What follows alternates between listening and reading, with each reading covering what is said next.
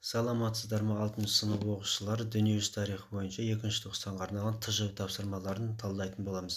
Бұл ТЖВ-да 4 тапсырма берілген. Соның біріншісі крест жорықтары кестесіндегі бос орынды толтырыңыздар дейді. Бізге ұйымдастырушы хронологиясы салдары берілген. Осы жердегі бос ұяшықтарға дұрыс жауабын жазуымыз қажет. Екінші тапсырма бізде кескін картада түрлі түсті қаламен бірінші, үшінші, төртінші крест жорықтарын бағыттарын белгілеуіміз керек. Сонымен қатар Иерусалим мен Константинопольді басып алған жылдарын қоюымыз қажет. Үшінші тапсырма бізде мәтінді бос орындарға қажетті сөзбен сөйлемді толықтыруымыз керек. Мына жерге бізге мәтін берілген, сол жерде бос ұяшықтар тұр. Сол жерге қажетті сөздерді қойып, мәтінді толықтыруымыз қажет. Төртінші, Вен диаграммасын қолданып, феодалдық бытыраңқы және орталықтандырылған мемлекет арасындағы кемінде 2 айырмашылығын, 2 ұқсастығын жазуымыз керек оқушылар. Енді бұл жерде біз тапсырмаларға оралайық. Бізде бұл жерде бірінші тапсырма ана крест жорықтарының кестесіндегі бос орындарды толтыруымыз қажет еді. Ұйымдастырушы 2-ші Урбан Папа, хронологиясы 1096-1099 жылдар. Салдары: Иерусалим қаласын басып алып, әйел, еркек, бала, шаға, кемпір, шал демей, қала халқын шетіне қырды. Тіпті жас балалардың басын тасқа соғып өлтірді. Екінші, ұйымдастырушы француз королі 7-ші Людовик пен неміс император 3-ші Конрад, хронологиясы 1147-1149 жылдар. Салдары: крестшілер Кіші Азияда салжұқтардан жеңіліп қалды.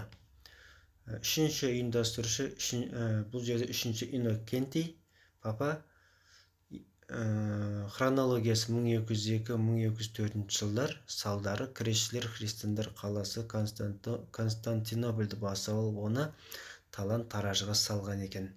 Міне оқушылар, бұл жерде қызылмен белгіленген біздің дұрыс жауаптарымыз. Келесі тапсырма бізде бана бірінші, үшінші, төртінші крест жорықтарын бағыттарын түрлі түсті сызбалармен белгілеп, сонымен қатар Иерусалим мен Константинопольді басып алған жылдарын белгілеп шығуымыз керек еді, жазып. Бұл жерде мен әр крест жорығын жеке-жеке алып көрсеткім келді, өйткені сіздерге түсінікті болу үшін. Бірінші суретте бірінші крест жорығы, екінші суретте үшінші крест жорығы және үшінші суретте бізде крест жорығы. Міне осы жерде сіздерге қызыл стрелкамен берілген крестшілердің жасаған жорықтары. Сонымен қатар 1099 жылдың шілдесінде крестшілер Иерусалимді алды. Сонымен қатар 1204 жылдар сәуір айында жорықшылар Константинопольді басып алды. Міне біздің екінші тапсырмаға жауабымыз осы. Үшінші бізде тапсырма мәтінді бос орындарға қажет сөзбен сөйлемді толықтыруымыз қажет еді. Бізге мәтін берілген, сол жердегі бос орындарға ұяшықтар толтыру керек еді.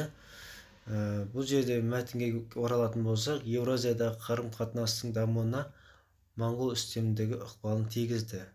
Аз уақыттың ішінде Моңғол империясы Тынық мұхиттан бірінші Дунайға дейінгі аумақты алып жатты. Елшілер арқылы Рим мен Моңғол билеушілері арасында келіссөздер жүргізілді.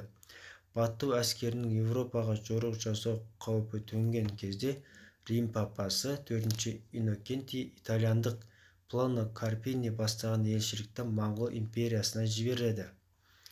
Француз королі 9-ші Людовиктің тапсыруымен 1253-1255 жылдары Моңғол империясына саяхатшы ретінде фламандық монах Рубрук жіберіледі. Ол Қарақорымдағы ұлы хан Мөңкемен кездеседі. Еуропалықтардың Моңғол империясымен дипломатиялық одақ жасағысы келген, мақсаты орындалмады. Моңғол империясы шетелдік саяхатшылардың Еуропаға белгісіз азиялықтар жайында мәліметтер әкелуіне жағдай жасады. Моңғол көшпелі тайпаларды орталықтандырылған билік арқылы біріктірді. Міне бізде бос ұяшықтардың орнына дұрыс жауаптарын қойдық. Бұл жерде қызылмен белгіленгендердің барлығы дұрыс жауаптары. Келесі бізде 4-ші тапсырма. Вен диаграммасын қолданып, феодалдық бытыраңқы және орталықтандырылған мемлекеттер арасында кемде 2 айырмашылығы мен 2 ұқсастығын анықтап жазуымыз керек еді.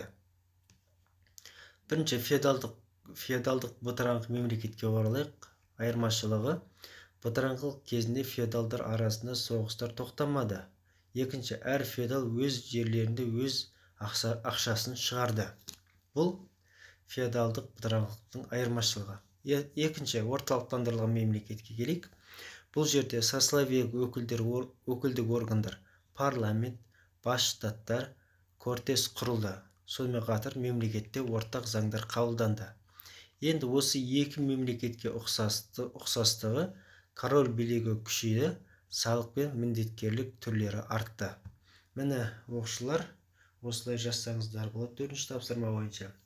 Осымен оқушылар, біздің 2-ші тоқсанға арналған ТЖ тапсырмаларымызды талдап, жауаптарын орындап шықтық.